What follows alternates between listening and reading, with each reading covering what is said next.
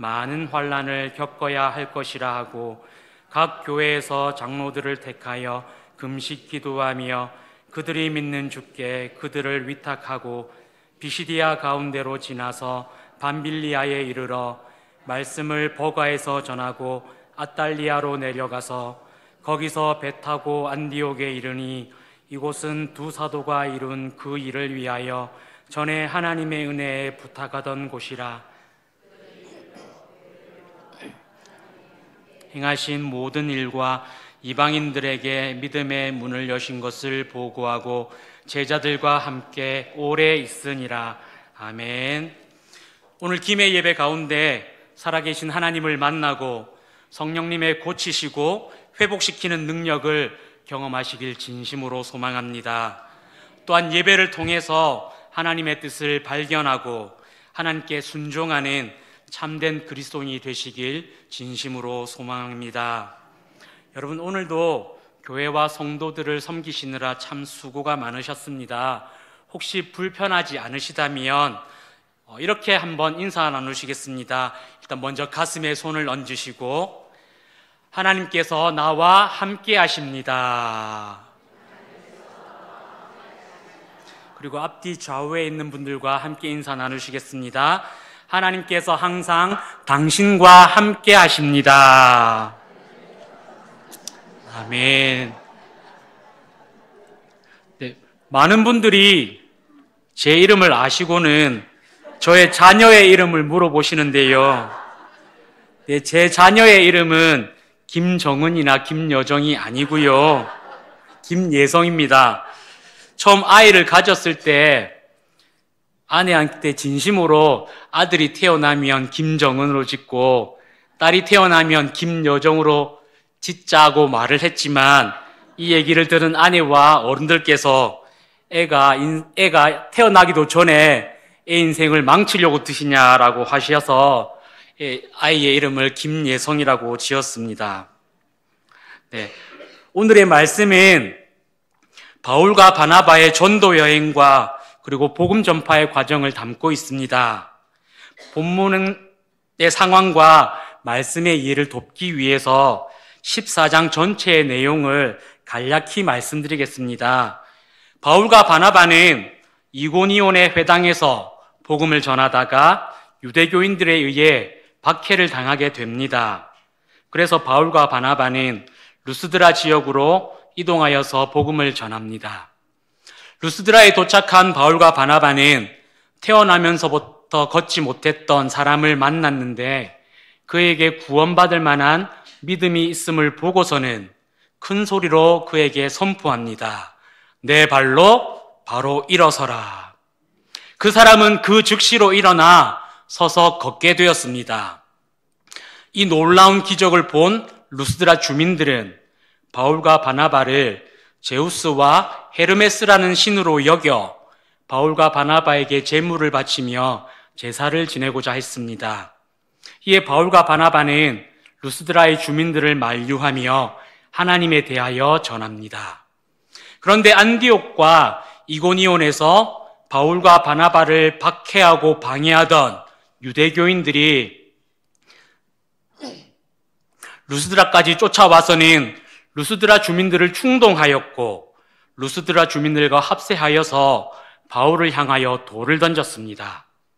돌팔매질을 당한 바울은 끝내 쓰러졌고 바울이 죽은 것으로 여겼던 이 루스드라 주민들은 바울을 루스드라 성문 밖으로 끌어내었습니다. 바나바와 그리스도인들은 바울이 걱정되어 쓰러져 있는 바울의 곁을 지키고 있었는데 갑자기 바울이 일어나더니 다시 루스드라 성 안으로 들어갔고 다음 날 바나바와 함께 더베로 가서 복음을 전했습니다. 더베에서는 복음 전파를 방해하는 세력들이 없어서인지 많은 사람들이 복음을 듣고 그리스도인이 되었습니다. 그리고 더베에서 사역을 마친 바울과 바나바는 자신들이 거쳐왔던 지역인 루스드라와 이고니온 그리고 안디옥으로 되돌아가 그리스도인들에게 고난과 환난을 겪고도 굳건하게 믿음을 지킬 것을 권면합니다. 그리고 각 지역의 교회에서 장로들을 선택하고 금식 기도를 하며 하나님께서 각 교회와 성도들을 환난과 고난으로부터 지켜주시길 기도했습니다. 이후 바울과 바나바는 비시디아 안디옥을 통해 밤빌리아에 도착하였고 그들은 밤빌리아 지역의 대표 도시인 버가에서 복음을 전하고 다시 항구 도시인 아탈리아로 내려와 거기서 배를 타고 수리아 안디옥으로 돌아왔습니다. 수리아 안디옥으로 돌아온 그들은 그곳의 성도들을 교회로 모아서 전도 여행의 과정을 보고하고 전도 여행이 자기들의 능력과 힘으로 이루어진 것이 아니라 하나님께서 이끄시고 도우셨음을 전하고 이자 이방인들도 복음을 듣고 그들에게 구원의 은혜가 열렸음을 보고하며 1차 전도 여행을 마무리합니다. 사도행전을 묵상할 때마다 느끼는 것은 초대교회 그리스도인들의 믿음이 너무나 훌륭했다라는 것입니다. 박해와 고난을 견뎌내고 세상의 불이익과 부당함을 견뎌내며 복음을 전하고 믿음을 지켰던 그 모습을 보면 감탄하지 않을 수 없습니다. 그래서 사도행전을 묵상하면 늘 저 스스로에게 이렇게 질문을 합니다. 나는 초대교회 시절에 그리스도인들처럼 예수님을 믿고 믿음을 지키기 위해 목숨을 걸고 세상의 부당함을 견딜 수 있을까? 너무나 부끄러운 고백입니다만 만약 제가 그 시대에 태어났다면 저는 그렇게 믿음을 지키고 신앙생활을 하지 못했을 것 같습니다. 그래서 늘 이렇게 기도합니다. 하나님, 지금은 저의 믿음이 약하고 부족하여서 감히 목숨을 걸고 예수님을 믿겠다고 자신 있게 고백하지 못하지만 하나님, 그렇게 될 수 있도록 제 믿음을 성장시켜 주시옵소서. 만약 제가 그런 상황을 겪게 된다면 담대한 믿음을 주셔서 끝까지 예수님을 믿을 수 있도록 믿음과 용기를 주시옵소서. 여러분들은 어떠신가요? 여러분들께서 만약 초대교회의 그리스도인이었다면 그런 상황 가운데서도 여러분들께서는 끝까지 예수님을 믿으실 수 있으시겠습니까? 끝까지 믿음을 지키실 수 있으시겠습니까? 오늘 말씀을 통해서 여러분들과 함께 두 가지를 나누고 싶습니다. 첫 번째는 사명에 대한 책임감을 가지자는 것입니다. 여러분, 본문에 나타난 바울과 바나바의 상황을 살펴보면 그들이 평안한 상황에서 복음을 전하고 있는 것이 아닙니다. 복음 전파를 방해하는 유대교의 세력들에 의해서 목숨의 위협을 받고 쫓기는 상황입니다. 그런데 저들은 박해와 고난을 지속적으로 당하면서도 복음 전파에 주저함이 없습니다. 두려울 법도 한데 담대한 믿음으로 계속해서 복음을 전하고 있습니다. 사도행전 14장 3절 전반부의 말씀입니다. 제가 봉독하겠습니다. 두 사도가 오래 있어 주를 힘입어 담대히 말하니. 지금 이고니오세는 복음 전파를 방해하는 유대교인 세력들이 이고니온 주민들에게 바울과 바나바 그리고 그리스도인들을 음해하여서 그들에게 악감정을 품게 했습니다. 언제든지 박해가 일어날 수 있을 만큼 민감해진 것이죠. 그런데도 저들은 오랜 시간 머물면서 복음을 전하고 신앙을 가르치고 있습니다. 14장 21절입니다. 복음을 그 성에서 전하여 많은 사람을 제자로 삼고 루스드라와 이고니온과 안디옥으로 돌아가서. 여러분, 루스드라와 이고니온과 안디옥이 어떤 곳입니까? 바로 박해가 있었던 곳입니다. 돌로 맞아 죽을 뻔한 곳입니다. 그런데도 바울과 바나바가 왜 다시 그 위험한 지역으로 돌아갔을까요? 바로 사명에 대한 책임감 때문입니다.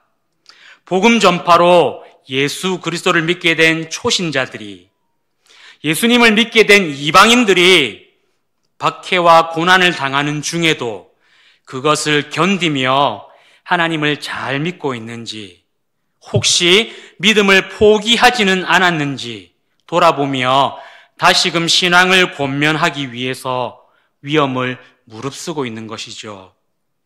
그래서 22절과 23절을 보시면 바울과 바나바는 어려움에 직면한 그리스도인들을 위해서 권면하고 또 그들을 위해서 하나님께서 지켜주시고 하나님께서 보호해 주시길 기도합니다. 여러분, 이것이 책임감입니다. 바울과 바나바라고 해서 박해를 당한 곳에 다시 들어가는 것이 두렵지 않았겠습니까? 여러분, 저들은 돌에 맞아도 끄떡도 하지 않는 강철로 된 인간이 아닙니다. 우리와 같은 성정을 가진 사람입니다. 저들이 두렵지만 죽을 각오를 하며 사지에 들어가는 이유는 바로 사명에 대한 책임감을 가졌기 때문입니다. 여러분, 우리도 이러한 책임감과 사명감을 가지고 신앙생활을 할 수 있어야 합니다. 우리가 속해 있는 교회에서, 기관에서, 그리고 부서를 섬기고 봉사할 때에 하나님께서 나에게 이 일을 맡기셨다는 책임감을 가지고 사명을 감당해야 합니다. 여러분들께서도 아주 잘 아시겠지만 교회에서 사명을 감당하고 봉사를 하다 보면 여러 가지 이유로 낙심하고 또 시험에 듭니다. 관계가 깨지기도 합니다. 이러한 어려움을 겪을 때에 책임감이 없으면 한 사람의 신앙이 무너지는 것으로 끝나는 것이 아니라 때로 공동체의 질서가 무너져 공동체 전체의 위기가 되기도 합니다. 그래서 오늘 우리 김해교회 성도님들께 권면의 말씀을 드립니다. 여러분, 하나님께서 맡기신 사명을 감당하실 때에 막중하고 투철한 책임감으로 봉사하고 섬기시는 그리스도인이 되시길 진심으로 소망합니다. 그래서 바울과 바나바처럼 개인적으로 신앙의 어려움을 겪는 후배들을 권면하고 믿음을 일으켜 세워줄 수 있는 믿음의 선배님들이 되어주시길 진심으로 소망합니다. 그리고 혹시라도 공동체의 위기가 왔을 때에는 굳건한 믿음과 책임감으로 공동체의 위기를 타파하고 다시금 공동체의 신앙을 세울 수 있는 훌륭한 믿음을 가진 믿음의 선배님들이 되시길 진심으로 소망합니다. 오늘 말씀을 통해서 나누고자 하는 두 번째는 바로 겸손입니다. 바울과 바나바를 통해 많은 사람들이 예수 그리스도를 믿고 그리스도인이 되었습니다. 복음 전파의 현장에서 많은 기적들이 일어났습니다. 여러분들께서도 잘 아시겠지만 기독교의 역사 또는 교회의 역사에서 바울은 너무나 위대한 업적을 남겼습니다. 바울이 남긴 업적은 아무나 따라할 수 있는 것이 아니죠. 그런데도 바울은 단 한 번도 자신을 내세우지 않습니다. 성령의 능력이 나타나 기적이 일어났을 때에도, 복음을 전파하여 많은 사람들이 전도되었을 때에도 그것을 자신의 능력이라고 자랑하지 않습니다. 오히려 이 모든 것이 하나님께서 하신 일이라고 말하며 하나님께 영광을 돌립니다. 본문 27절을 한번 보십시오. 그들이 이르러 교회를 모아 하나님이 함께 행하신 모든 일과 이방인들에게 믿음의 문을 여신 것을 보고하고, 바울은 내가 전도 여행을 하면서 이렇게 위험한 상황에 직면했지만 목숨을 걸고 내가 복음을 전했다라고 하지 않습니다. 내가 복음을 전했을 때 이렇게 많은 사람이 예수님을 믿었다라고 자랑하지 않습니다. 오히려 이 모든 일들을 하나님께서 하셨다라고 말하며 하나님께 영광을 돌리고 있는 것이죠. 수많은 업적과 공로와 헌신에도 내 힘과 내 능력으로 이런 것이 아니라 겸손하게 이 모든 것을 하나님께서 하셨다라고 말하며 자신을 낮추고 있습니다. 여러분, 만약 우리가 바울과 바나바처럼 복음 전도에 있어서 엄청난 업적을 이루어내고 또 복음 전도의 현장 곳곳에서 성령의 능력이 나타나 기적을 행했다면 우리는 바울과 바나바처럼 겸손할 수 있을까요? 아무런 욕심과 사심 없이 모든 영광을 하나님께 돌릴 수 있겠습니까? 우리는 바울과 바나바가 행한 이 겸손의 덕목을 갖추기 위해 끊임없이 노력해야 합니다. 우리가 겸손을 갖추지 않으면 우리는 교회 안에서 내가 속한 기관과 부서 안에서 어떤 영향력을 행사하려고 할 것이며 끝내에는 하나님의 자리에 올라서 공동체를 무너뜨리게 될 것입니다. 성경은 하나님께서 교만한 자를 싫어하시고 항상 하나님 앞에서 겸손한 사람이 될 것을 가르치고 권면하고 있습니다. 그렇기에 우리도 늘 겸손한 사람이 되어서 나를 자랑하지 않고 하나님만을 자랑하며 하나님께 영광 돌리는 우리 김해교회 성도님들 되시길 간절히 소망합니다. 지금까지 어려운 가운데서도 훌륭히 믿음을 지켜온 우리 김해교회 성도 여러분, 기독교 역사에 너무나 놀라운 업적을 남긴 바울과 바나바가 늘 겸손한 모습으로 책임감을 가지고 사명을 감당한 것처럼 우리 성도님들께서도 하나님과 교회를 위해 헌신하고 직분을 감당할 때에 늘 책임감을 가지고 겸손하게 임하시길 바랍니다. 그래서 오직 하나님의 영광을 나타내고 예수 그리스도의 이름을 높이는 우리 김해교회 성도님들이 되셔서 하나님께 칭찬받는 신앙생활을 하시고 또 신앙의 후배들에게는 존경을 받고 그리고 우리의 이웃들에게는 믿음의 모범이 되는 훌륭한 믿음의 선배님들이 되시길 진심으로 소망합니다. 함께 기도하겠습니다. 사랑이 많으신 하나님, 우리를 사랑하셔서 지금까지 지켜주시고 보호해 주시고 또 믿음을 포기하지 않게 하심이 하나님의 크신 은혜임을 고백합니다. 하나님, 늘 우리를 겸손케 하셔서 하나님 앞에서 우리의 부족함과 연약함을 깨닫게 하시고 그래서 날마다 하나님께 기도하는 우리 김해교회 성도들이 되게 하여 주시옵소서. 하나님, 기도를 통해 우리의 연약하고 부족한 부분을 은혜로 채워주시고 또 받은 은혜를 함께 나누게 하심으로 교회와 성도들의 신앙이 더 성숙하게 하시고 하나님께 영광 돌리는 하나님의 자녀들로 변화될 수 있도록 하나님 항상 우리와 함께 하여 주시옵소서. 이 모든 건 예수 그리스도 이름 받들어 간절히 기도드립니다. 아멘. 찬송가 292장 함께 찬송하시겠습니다.